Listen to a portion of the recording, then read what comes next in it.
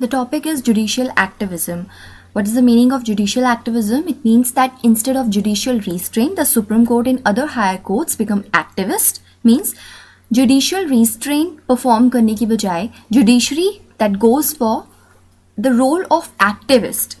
मतलब जुडिशरी जो है अपने आप को जुडिशियल रिव्यू के डोमेन में रिस्ट्रिक्ट नहीं करती है एंड जुडिशियल रिस्ट्रेंट परफॉर्म ना करने की बजाय एक एक्टिविस्ट का रोल परफॉर्म करती है and compel the authority to act and sometimes also direct governments and its policies and also administration. Judicial activist का रोल प्ले करते हुए जुडिशरी अथॉरिटीज़ को या गवर्नमेंट्स को या गवर्नमेंट की पॉलिसीज़ को एंड कभी कभी एडमिनिस्ट्रेशन को भी गाइड करती है किस तरीके से उन्हें वर्क करना है. जैसे अगर हम रीसेंट कंटेक्स्ट में देखें कि क्या एग्जाम्पल्स हैं जुडिशियल एक्टिविज्म के, जैसे banning of Jallikattu by high court, then banning liquor sale and consumption in 4 districts of Uttarakhand. जो अभी 4 जो डिस्ट्रिक्ट्स हैं उत्तराखंड के, वहाँ पे जुडिशरी ने लिक्वर की सेल एंड कंजम्पशन के लिए बैन लगा दिया है. या जो प्रेसिडेंट रूल जो अभी उत्तराखंड में और अरुणाचल प्रदेश में लगा, और जिस तरीके से जुडिशरी ने वापस से रिजॉल्व किया पूरा स्टेट असेंबली को, वो पूरा एग्जाम्पल्स हम जुडिशियल एक्टिविज्म में बता सकते हैं. Then what are the reasons? Judicial activism होता क्यों है? First thing is near collapse of responsible government और passivity of legislature and executive. Means what? जब लेजिस्लेचर एंड एग्जीक्यूटिव पैसिवली अपना काम करते हैं and they do not fulfil the mandate of a responsible government, तब उस पिक्चर में judiciary as judicial activist role में आती है.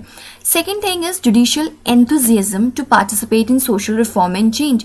It may be the case that legislature and executive इतना ज़्यादा पैसिव नहीं है, बट जुडिशरी इतना ज़्यादा enthusiastic है कि वो सोशल वेलफेयर में या सोशल रिफॉर्म में चेंज लाने में अपना रोल प्ले करना चाहता है. Third is constitutional scheme and fourth is judicial role, judiciary's role as guardian of fundamental rights. दोनों कहीं ना कहीं related हैं. Constitutional scheme because judiciary is the final interpreter of the constitutional laws.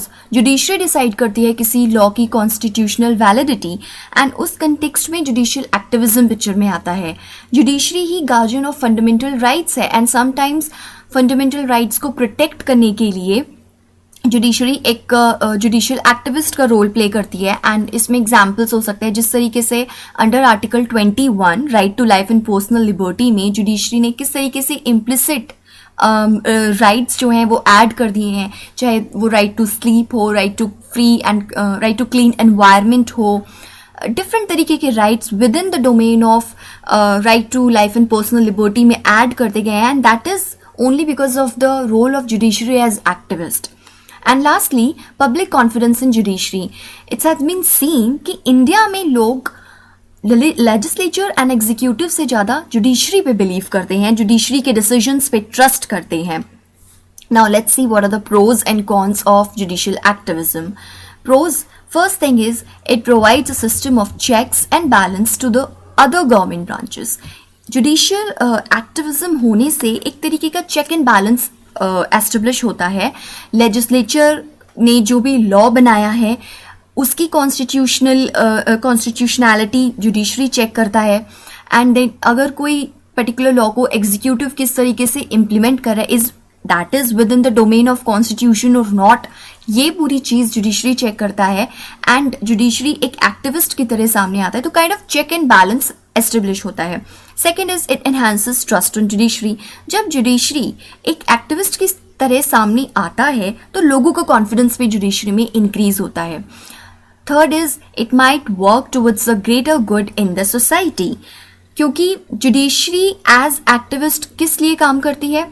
Social welfare के लिए, social justice establish करने के लिए. तो ऑब्वियसली कहीं ना कहीं it work towards a greater good in the society. And fourth is promotes constitutional democracy. Fifth, it gives broader insights to fundamental rights. How broader insights? As I have explained earlier only that within the Article 21, so many rights they have been implicitly included into this Article 21 of right to life and personal liberty. So within this context only, it gives broader insights to fundamental rights. And lastly, it establishes rule of law. So these are some of the pros. You can add from your own. Okay. Then next is what are the arguments against or cons? First is courts are not accountable to anyone, so cannot enter the domain of legislature. See, legislature is representatives of people, right? They have been elected by the people. Their executive is responsible to parliament and legislature is responsible to people. So but courts are not accountable to anyone, so they cannot enter the domain of legislature. Second is they may convert to judicial overreachment.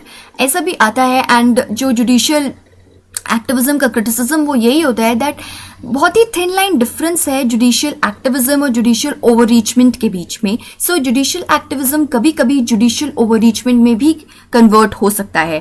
Third is it might be influenced by personal affairs of जजेस in particular. See, whoever the judge is, he is giving his own interpretation at the particular time. So maybe जो भी वो case है वो जज की personal choice या personal affairs से इन्फ्लुएंस हो जाए.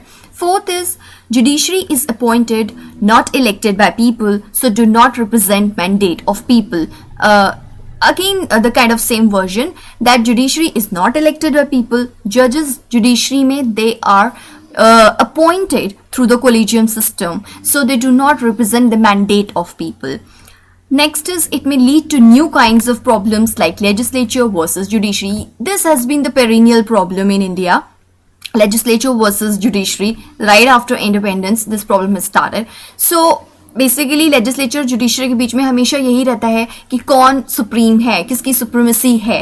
एंड ये जो टसल है जुडिशियल एक्टिविज्म की वजह से और ज्यादा बढ़ती ही चली जाती है. So these are some of the cons from my side. You can add from your side as well. Thank you and do like and share this video.